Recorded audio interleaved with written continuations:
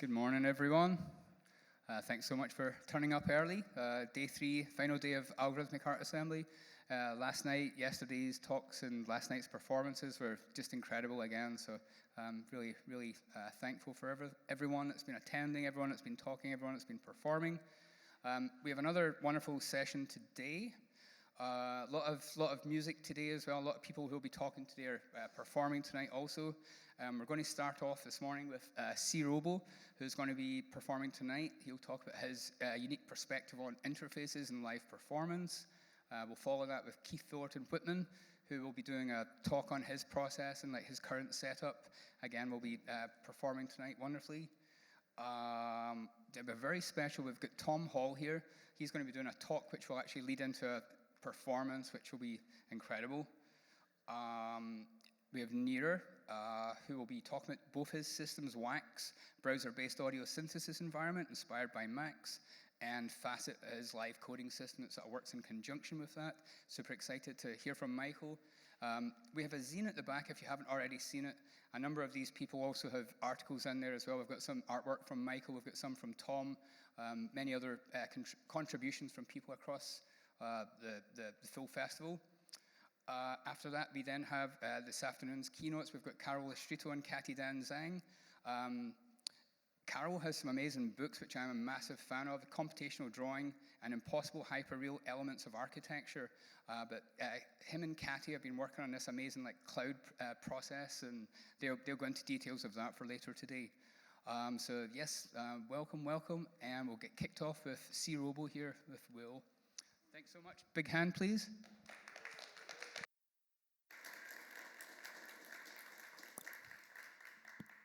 All right, so let me see. Okay, that's what's on screen.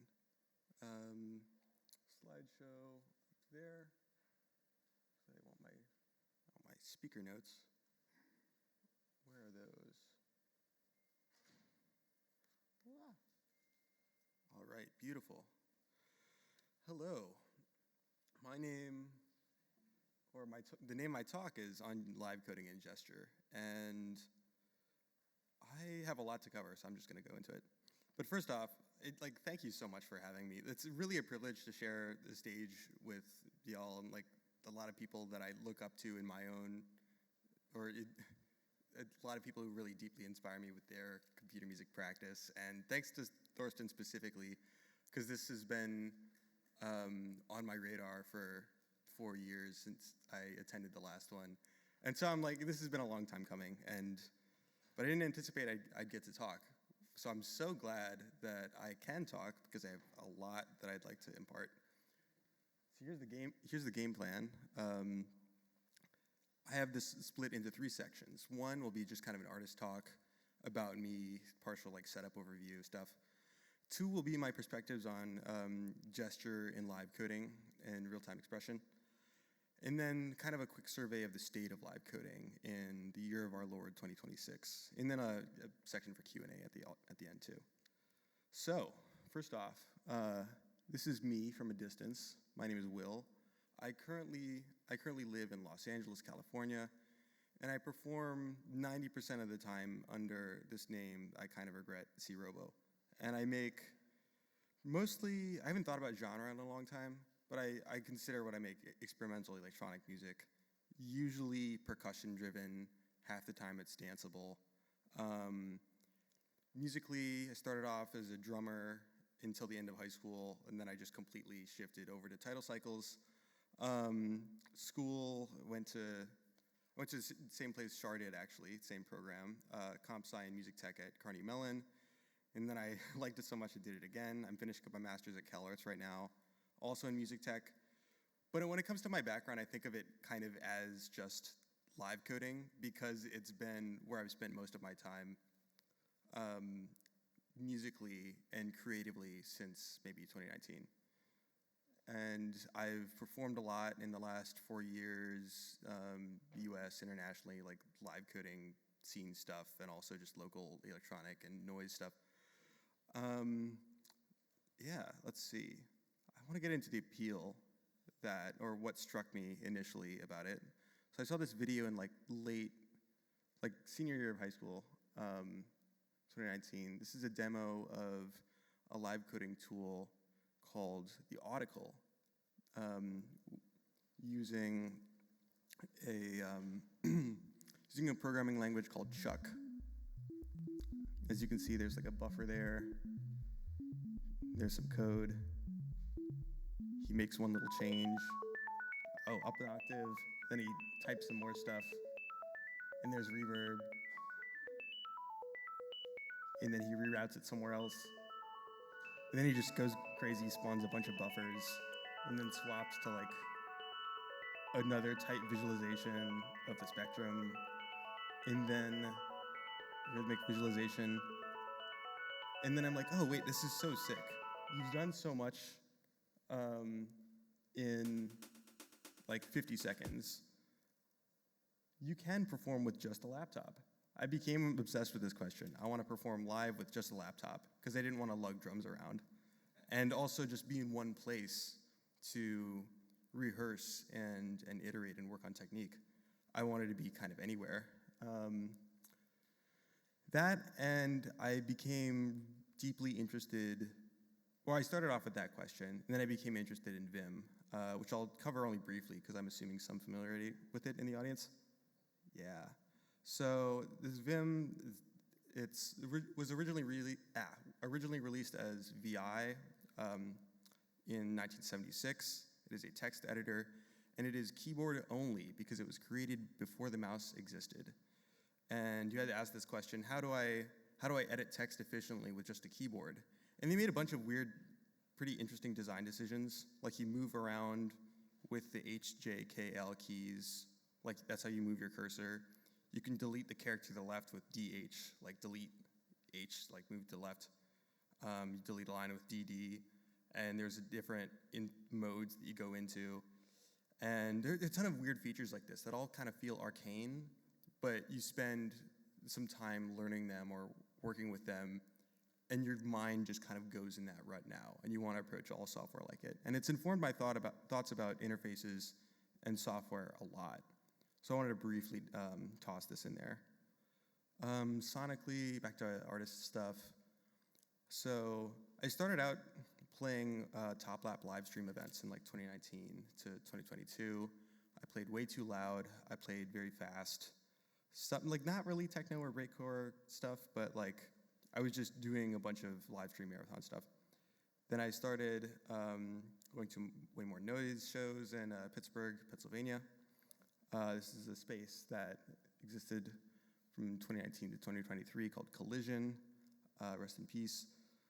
And I was doing pretty noisy, intense stuff there.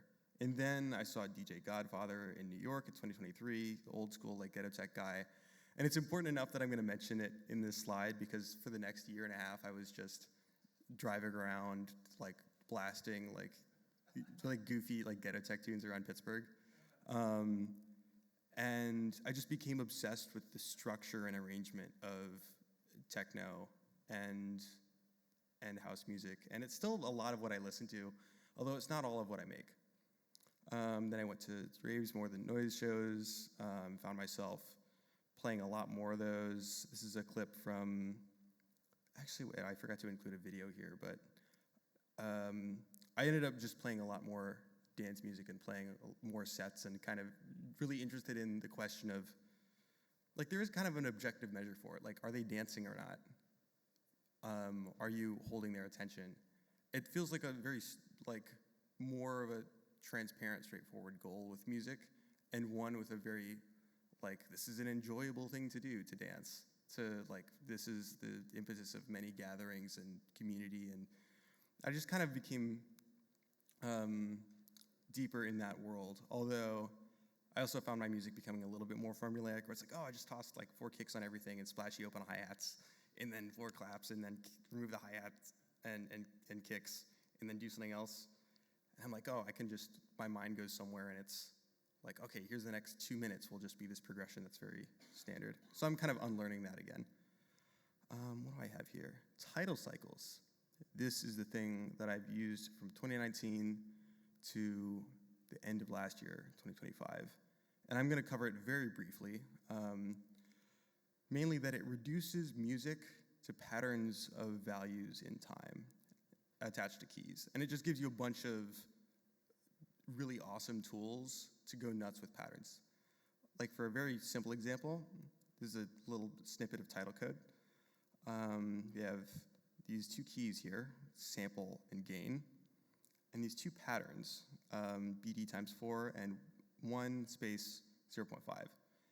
And what this means is play the sample BD, which is a kick drum, bass drum, 4 times. And for the first 2 times, play it with a gain value of 1. And for the second 2, play it with a gain value of 0.5.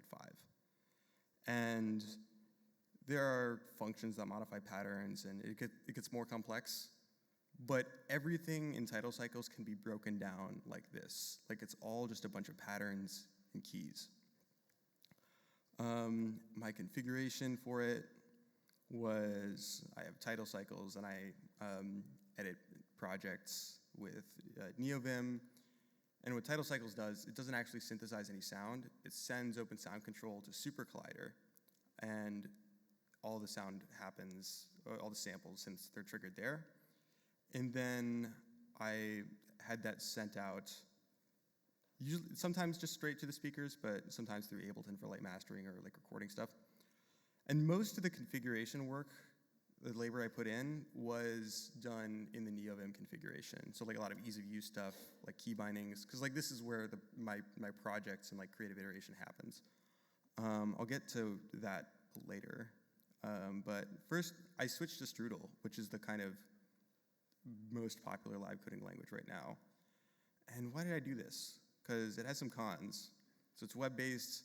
You run into stranger performance issues. Like lag in one domain can affect everything else.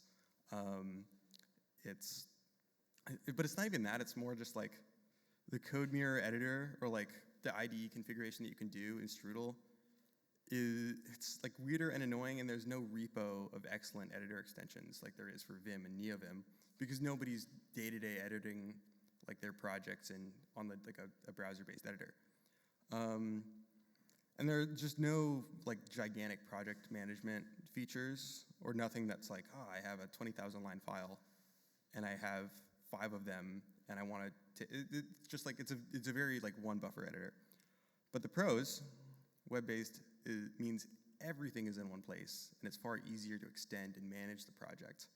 Because like by the end of 2025, I had like 3 different pretty robust configurations, and debugging them or like working on them was just kind of a big hurdle. Whereas this is just one big repo that I can manage. And I can run it on everywhere. And there's a very active development of it and a very active community. So I feel like I'm very happy I switched web-based. So it's a web-based version of title cycles, all the same, or like very similar tools. I've been using a forked version of that since the start of this year. I rebuilt my NeoVim configuration. It's not completely done, but it's enough that I can perform and work on stuff with it. And if you're familiar with Strudel, the key difference is that I evaluate blocks of code instead of all the code at once, which most people, like that's how Strudel was built. It's like, oh, you have 200 lines and this is a composition, and live coding means you change one line and you have to reevaluate everything. Whereas I kind of really wanted a REPL. I wanted something I could just send a chunk of code to, so it could have big files just full of a ton of ideas. All that. And I added editor features like, snippets and key bindings, and more on this a little bit later. But my creative process with live coding is I just have one big file with like a ton of ideas in individual blocks of code. And I just keep like adding and remixing and iterating on that for like 3 to 6 months. I usually have like 3 to 5 giant files per year. I mostly use samples. Not like, it used to be just a constraint of the system that I was using. Like it was cheaper to load and a bunch of samples than do heavy synthesis. But ultimately I like iterating on the sequencing and arrangement way more than I like getting the perfect sound. But also I reuse samples all the time. I use the same folder of kicks for like 3 years. It was like just a folder of 20 quick kicks. I'm like, that's all I need. And I consider what I do algorithmic, but not really generative. Like everything that's expressed, I understand the contours of, and that is composed. It's just algorithms are a very nice and clean way of expressing them. Or at least how, Strudel's means of expressing them is very good. So other things. So I rarely use variables. I just copy and paste big blocks of code, and I change specific elements. And that's ultimately because I really don't like setting anything in stone. Like if I wouldn't want a composition where, I've seen this done well, but where you have like one constant that's some intricate pattern, then you just design a bunch of instruments around that. But ultimately, I'd rather if I have like a line that's one long pattern, I'd rather just copy and paste that 3 different places so I can work on them all separately if I want to evolve them over time or progress them in some way. So I don't like that kind of abstraction. My code is very messy, but I like that because ideas are messy. It's just all kind of this big, soupy wash that when I make an actual, I have to perform, I'm very conscious of distilling that. And performance for me is just I have big arrangements and I navigate that arrangement with key bindings that jump from section to section. And I might have comments about what I should do for transitions or how I should work this. Show I did 2 weeks ago was 15,000 lines-ish. It racks up very quickly when you reuse code. But yeah. And when I make music, it's I have a show coming up. I need music I haven't performed before. And I take that big wash of ideas and I just distill them. I'm like, oh, this is really good, or this is shite. And bake them down to 1 or 2 really good loops or ideas. Then I extend them, then I distill them again until I just repeat that until I have 30 to 90 minutes of type material. I don't like performing music I've released or performed before. I usually perform it and then I'm like, okay, I got this out of my, I can move on now. I can move past this and just focus on making a ton of music. I used to do an original set for every show, and I still try to, but it's harder now that I'm just busier. But fundamentally, I'm really only focused on live stuff, or stuff that I can do live. Sometimes I modify recordings in Ableton very lightly before release, but I try not to, because I try to have everything running real time as much as I can, and then just everything I release is something recorded that's real time. Okay, but on to the keyboard binding stuff. This is probably the meatiest part of my talk. So this is an expression of a very simple keyboard binding system I have for adding and removing global effects in Strudel. So each key on the keyboard is associated with a Strudel method, or a function. And it's displayed as a series of keys. So on the far right, you'll see Z1, and then E1, then S1. That means I hit Z, then E, then S. Then each one of those keys is associated with an effect. When you press that, it's applied to all currently running patterns, and they also take each an integer argument. So if I apply Z1, which is high pass filter, I can increment and decrement that with plus and minus, or I can just increment it by holding Z. And for an example of what this looks like, say I have this pattern, which is 2 kicks again. I press the F key, and it becomes this. 2 kicks fast, 1 plus I, where I is 1. So 2 kicks fast 2 is double the speed. So now there are 4 kicks in a cycle. Press it again. Now we're at triple the speed, so there are 6 kicks in a cycle. Then I press enter again, and we're back to 2 kicks. I have a really brief demo of this. Can I? Oh, beautiful. Here we have the 2 kicks. I'm going to zoom in a little bit. Apologies, Apologies, I'm blocking half the stage, but if you look up here, F, it's double the speed. It's triple the speed. It's the normal speed again. And this stacks really well with way more like complex patterns. I can just like slow it down or like chop it up. Or just like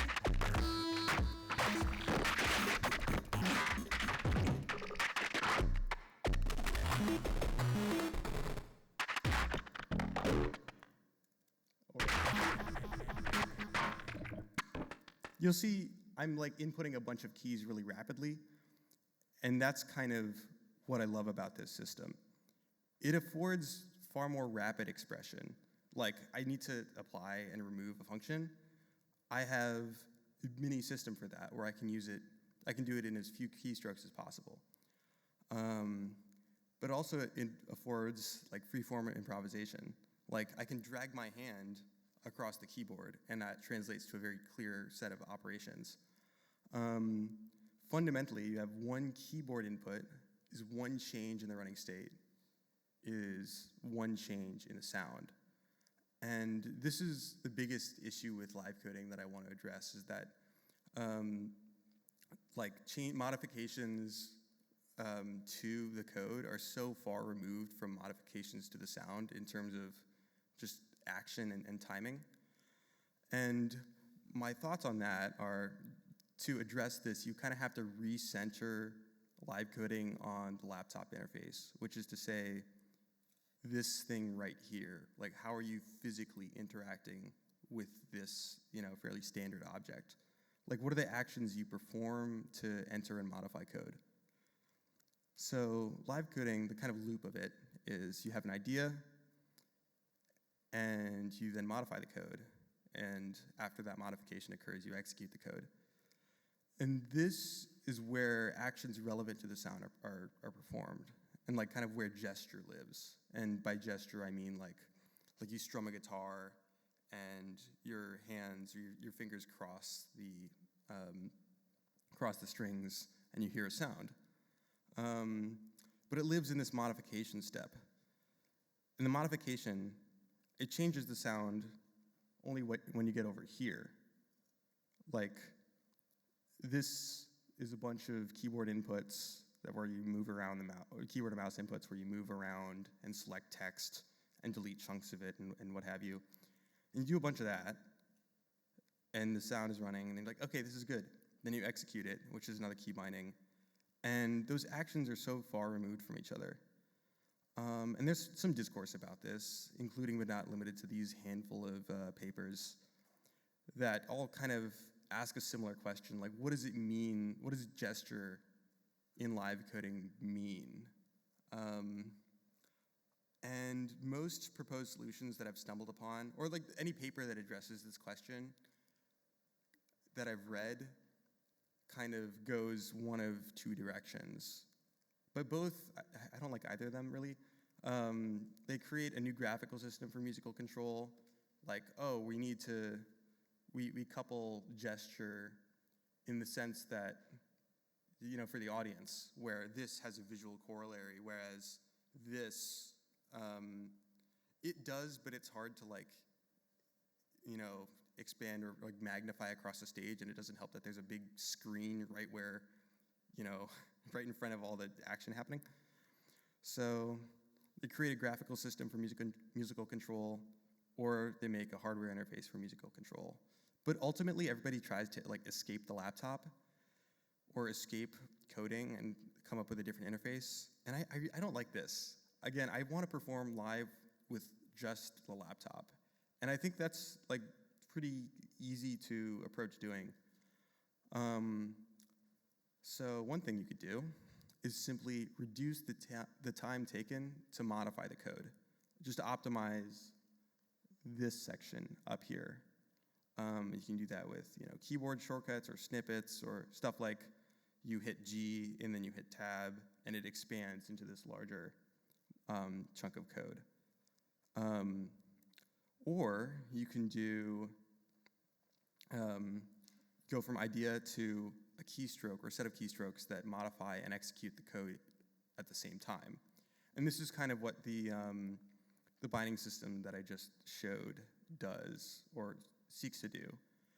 And this gets to some important points I'd like to make, in that I contend that gesture in live coding is the act of editing text, is the actual, actions you perform on the keyboard to enter and modify code, but that these actions aren't constant. Like, editing text is not a fixed interface. It's something that you can design. Like, text editor configuration is interface design, and the exciting part is that text editor configuration for live coding is instrument design. And I think this is really underexplored territory in live coding generally. And I want to abbreviate this, like text editor configuration is tech, but I kind of don't like this. I'm open to suggestions because it's too close to the word tech. But I think this needs to be encapsulated somehow or more deeply interrogated. And like some other presenters, I wrote a little manifesto on laptop performance last year. And I wanted to kind of codify the edges of this interface. I forget, do I have a slide with that or do I have to open a link? I wrote it to be a little spicy, but it's here. Okay, here we go. This doesn't cover everything that I want, but I'm like, the laptop is the most expressive instrument ever created. Any sound that we want to synthesize or work with, like, we can have some analogous version of it here in this thing. Fundamentally, I feel like the laptop is the instrument and not the software it runs or the code it executes. Those are parts of the instrument. But ultimately, it's this thing. It's this keyboard and mouse combo and the webcam and microphone and all the kind of standard features that have emerged to be part of the laptop. And you can use the laptop to both improvise and compose, but I feel like these are two different approaches where composing for me means this work can exist as something that you export and don't have to realize real time. Whereas improvisation, you have to record in real time. Like, you perform some set of actions over time that you can't speed up or slow down to perform. But the laptop can do both of these, whereas I feel like a lot of people feel all the most powerful tools for laptop production have been in this stage or in this world, not so much this one. And then I think I just briefly touched on this, but the laptop interface is fixed, kind of, or it's converged on something that is a webcam, microphone, trackpad, or track point, and keyboard. And also I realized I need to add the hinge to this, because I saw a video of someone doing an accordion by opening and closing the laptop. This is a parameter that you can map stuff to. But okay, all that. But is this still live coding? For the binding system, I think it is. I think yes. It optimizes the act of adding and removing code, and it's more substantial than just modifying parameters. You're stacking functions that modify parameters, or it's not just like you have the capacity to edit the structure. And that's all well and good. But is my practice live coding? I'm jumping through pre-composed blocks, and sometimes I edit the code in place, but not often, not all the time. So I guess you could, I haven't heard this term much, but I guess I'm a code jockey or whatever. I think of my stuff as half composed, half improvised with key bindings, and I do have to be there to perform it. But honestly, I don't actually care. And this gets to another kind of interesting point. I don't really approach Tidal or Strudel like coding anymore. Because if you look at the features of these languages, which have been termed Uzulangs based on their approach to their focus on patterns, they have one data structure. It's the pattern. Everything is a key with a pattern. They do not have complex control flow. They just endlessly read the set of running patterns in a loop. they are incredibly self-similar in their structure. It's like patterns all the way down. Because they're a playground for patterns. And I think it was Danielle, arsonist, who told me this last Algorithmic Art Assembly, that they're just the most powerful sequencers ever created. And you approach them as that. And you realize it's a different paradigm. There's something new that has kind of escaped our notion of programming. But in the context of music, they're drum machines. Like when I use Strudel or Tidal, I am programming a drum machine, and Strudel is a drum machine. But to generalize this a little bit, I feel to design an effective live coding environment is to transcend established programming concepts.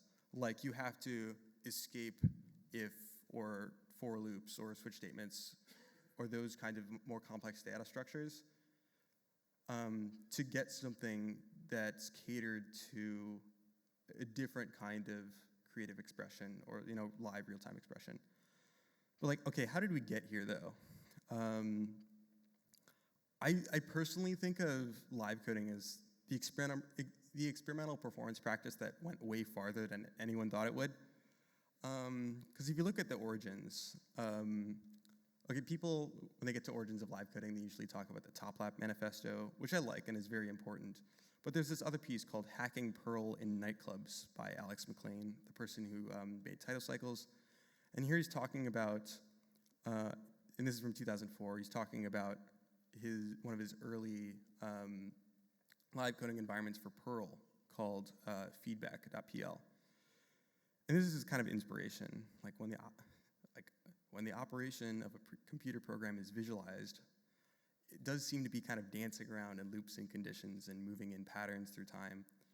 So a piece of composed music is like a Perl script, but let's not forget improvised music. When running my Perl scripts during a performance, I grew to feel as if I wasn't really performing. I was running software I'd written earlier, so to some extent, the performance was pre-prepared. Like I could tweak parameters and so on, but the underlying structure was dictated by my software. So what's the alternative? I've moved towards writing software live in front of an audience. If a programmer is on the stage, they should program. And I like this because it's like, this is more like kind of the headspace that like early live coding was in. Alex wasn't the only one, but I think he's been consistently active and a fairly good historian about this. But there's something that jumps out to me is that there's a very early distinction between coded and live coding music. And there's an emphasis on like from scratch work, improvisational programming as performance. Like I am coding music from scratch on stage as performance, and this is the exploration, the act of like programming music from scratch on stage as performance, where you read the code and you can like, oh, this is what this does. And I could see it being built up and it's deleted at the end. And like, this is an incredibly niche exercise, right? Like this is like an experimental performance piece. This is something with very specific, like very interesting goals, but it's pretty niche. But then you fast forward to like 2019, around when I got into it, it's still niche, but it's kind of blossomed into this big ecosystem of communities and practitioners, hobbyists and academic, and of approaches to live coding practice. And here he is again, saying it's not a genre or a set of tools, but a community of diverse practices. There's also an organization that did a lot of early organizing work and still does, called TopLap.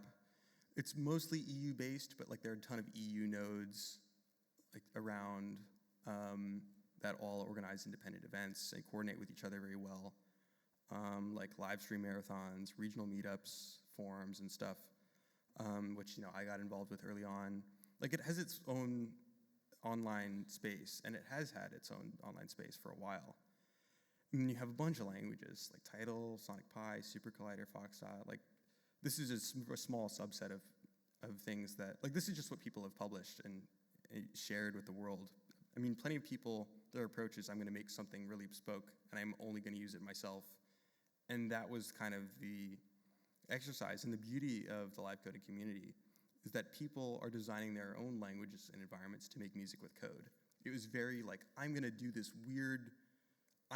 dive deep in this weird approach. I'm going to nerd out on all the technical things and craft like a different paradigm of music, or explore a different paradigm of music. Fast forward again to live coding in 2026. It's gone viral like about a year ago. And this is Shar Stiles, who's literally sitting right there, who gave a talk yesterday, making a video on Strudel that, as you can see, it has like 60,000 likes or something. And it's gone viral before, but this time it's stuck a little bit more. It's still niche, but there's a new wave of interest in the tool. And this is pretty exciting because there's a new wave of artists and tools and approaches, but also a new wave of discourse. And when I say new interest in live coding, I mostly mean new interest in Strudel, for better or for worse.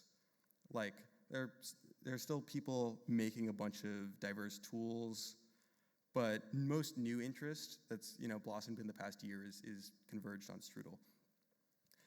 And on this new wave of discourse, it's like live coding is inseparable from the aesthetic of code, and code has significant baggage that I feel like a lot of people have they make their way into Instagram comments and Twitter, the miscellaneous.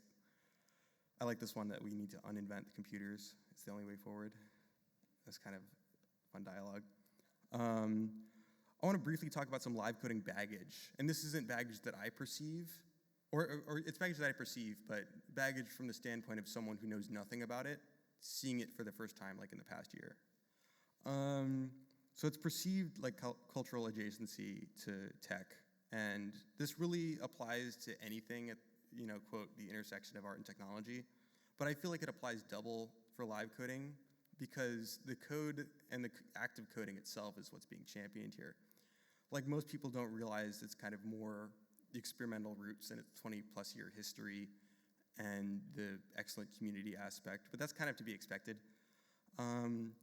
Technically centered discussion, like, we're all big fucking nerds, and we like getting really in-depth on implementation, like, approach, and that's all really wonderful and not a drawback at all. But some people, just like want to vomit when they have to think about, like, oh, I can't code, or like, oh, I don't want to think about, I'm not a math person.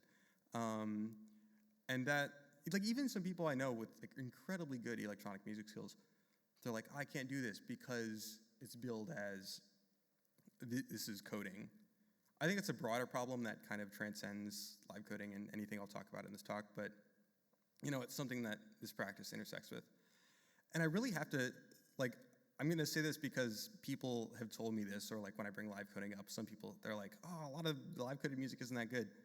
But I want to hammer this home that, like, this doesn't mean much because a lot of music isn't that good either. Like, and it's also where, like, this isn't where live coding is oriented itself.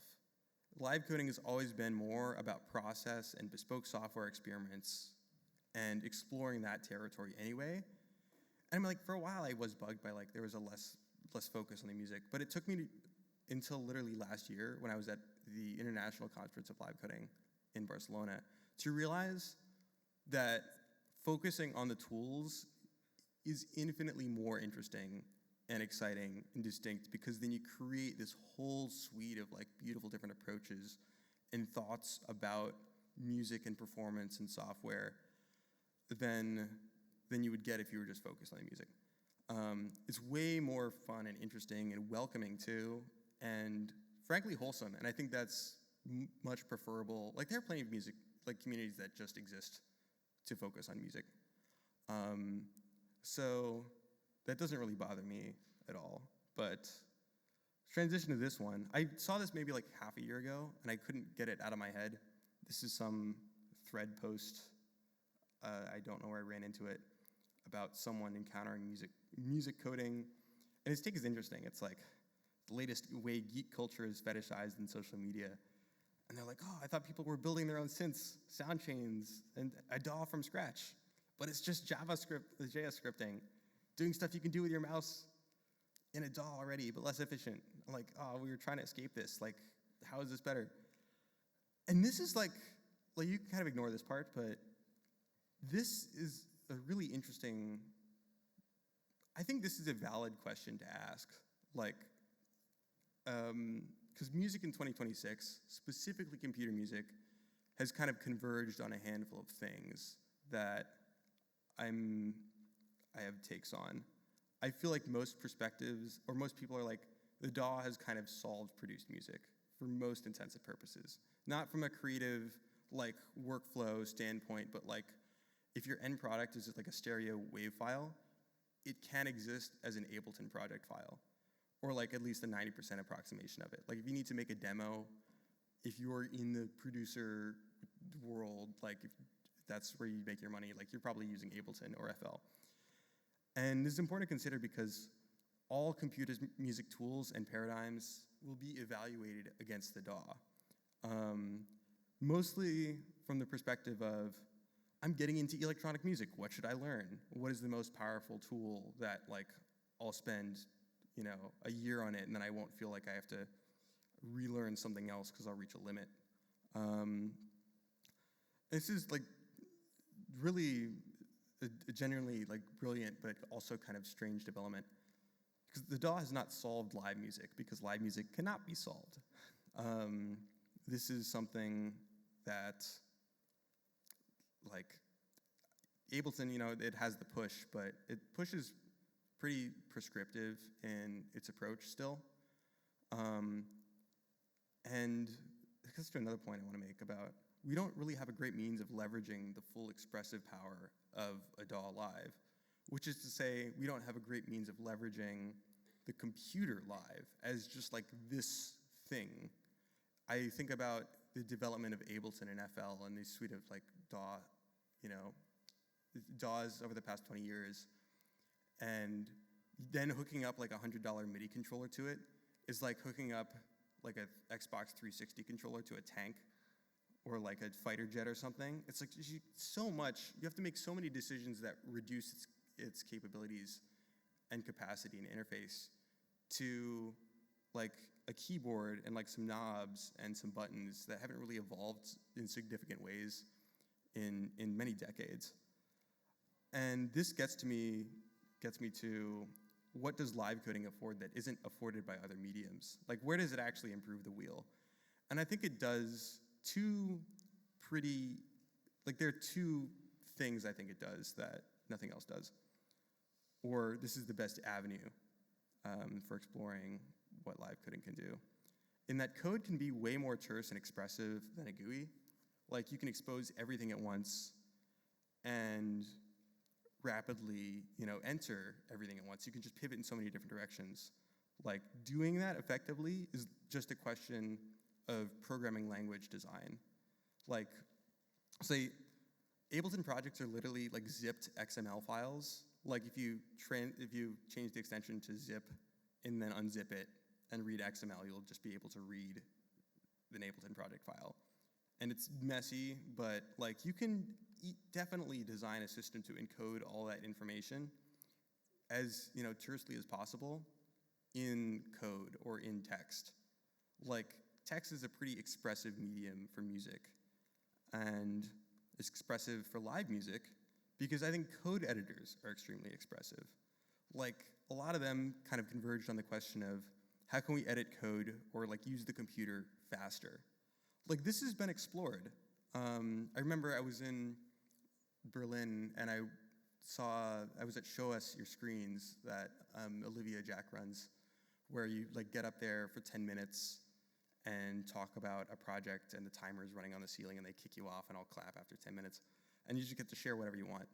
And this person was just talking about their Vim and like tiling window manager setup on Linux and about all their philosophy about key bindings and how like I binded like Control-Shift-Z-D to something that I use frequently, and I'm like have this set of like ASD-CX keys bound for actions I perform regularly. I'm like, there exists like a special focus on key bindings for rapid expression that isn't tremendously useful in a lot of domains because it's not changing like your operating system window isn't like a time-sensitive action, but it's fun to do.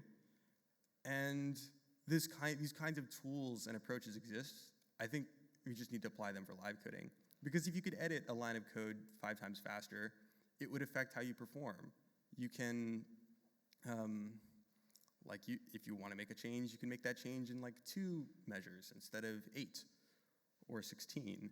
And I feel like if you combine these 2 perspectives, that code is really expressive in a musical context, and that editors can be really expressive, and that like you'll have something really, really interesting, something really fascinating there. And I mean, like, people have already made so many different languages and continue to make them, and I'm still waiting on editors to kind of catch up a little bit. So to surmise some core points, I feel to design an effective live coding environment is to kind of transcend established programming concepts, or at least be willing to.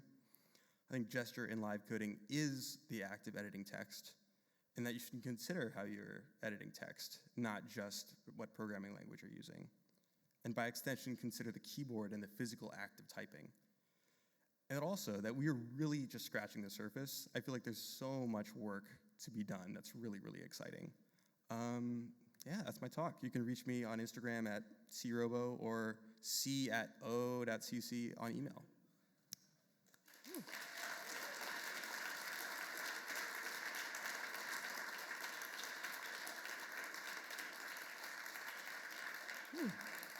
I think, do we have time for questions? Yeah, pretty sure we're on time. I've got one here still. Who's first? Oh, I see Red there, first up. I really liked your slide on gestures and the interface used to translate like gestures into sound transformation. This is something I think about a lot. And I agree that most current interfaces are not, they're very limiting, but I've seen some people take a new approach around motion capture using wearables and computer vision and this thing called media pipe that allows you to track hand position and other physical attributes and drive parameters of the music in real time. Is that something that you've explored? Yeah, I've thought about this a bit. I've explored it a little bit, not really in a live context that much because, well, for those who don't know, MediaPipe is the open source, very performant way of like capturing gesture and hand position with a camera. I'll say it is an awesome tool. It lets you do so much cool stuff. I haven't used it for live performance because it is dependent on the camera, which is dependent on lighting. And I performed in places that are pitch black, that I just don't, like, okay, this is another point of failure for me in terms of how, like it's powerful, but also it's not reliable enough in like that kind of like critical context. That, and I want to mention one other thing, is that I saw this one piece by Side Band, I think it is called. It's some segment of the Princeton Laptop Orchestra, where someone hacked together a really, probably one of the most interesting kind of media pipe interface extensions I've seen, where, and I can't find any record of this online. If someone knows of this, please email it to me. Where the right hand was like you pinch 2 fingers together and that creates a note, and which fingers you pinch is a different octave. And then you can pitch bend by sliding it around. And then on the left hand was, this is an effect, this is like delay, this is distortion or something. And then you have other gestural control. And I think that's another interesting territory of exploration, is like stateful media pipe stuff. But I do think a lot of media pipe work, at least the stuff that I see online, is like, I'm gonna make, this controls the pitch. I can be like, woo, woo. Or like I can make the theremin, and I like the motion graphic stuff a little bit more than the sonic stuff, because it feels a little bit more like I'm designing an interesting interaction, as opposed to I'm designing an instrument that is ultimately just like a single position parameter or distance parameter. I feel like there's so much interesting stuff to be done, but in my mind it does lie in the kind of like I am modifying a state, or I'm using more complex features. But like I'm kind of waiting for someone to do something really, really crazy with it again. But yeah, no, I love MediaPipe. Actually, we will kind of keep things moving on as well, just to kind of keep things on schedule. One quick last one from Sebastian here. Sure. Hey, great talk. Thank you. Thanks. So when you choose live coding, you're fixing your interface, right? You say it's the computer with keyboard, camera, whatever it has. But I wonder how that interface has changed your vision or your perspective of sound and music. That's an interesting question. I feel like, I mean, my initial impulse is to just go on the interface side and say, hey, a lot of people treat music as this kind of, one gesture equals one sound. Like I hit a drum and I hear a drum noise because I'm hitting something in physical space, and there's a really tight correlation. And even it's generally tighter in drum machines too, where it's like I twist a knob, and it's not like I twist a knob and then have to press a button and then I hear it. It's like, I think there's an avenue for rapid, like real-time expression that kind of modifies state, or that has more nuance than I'm just changing a single parameter. I think stacking a bunch of functions or designing more kind of, like I feel like with live coding, I feel like there's less of a reduction you have to do in terms of the interface, and that there are wider possibilities of where you can pivot. Where I feel like a lot of sound traditionally has been, I have this one synth, and the capacity in which I can perform with the synth is like, I play a chord and I can like modify one parameter just by virtue of this is what my hands can do. When I feel like I feel like the ceiling for how diverse real-time, or the diversity of parameters and structures that you can modify in real time is way higher than I feel like a lot of people realize it is. And I feel like live coding has informed me that, or it's something that it's given me at least. Feel free to talk after also, I'll be around all day. And I'm performing tonight at, I think, 10, so. Ooh. Thanks, Will. Super inspirational, like so many ideas from there. Wonderful, wonderful. Up next we have Keith Fullerton Whitman. Take him a few minutes to kind of set up and such, so grab a coffee or so. We'll get going again. Big hand again for Will and for Keith coming up next.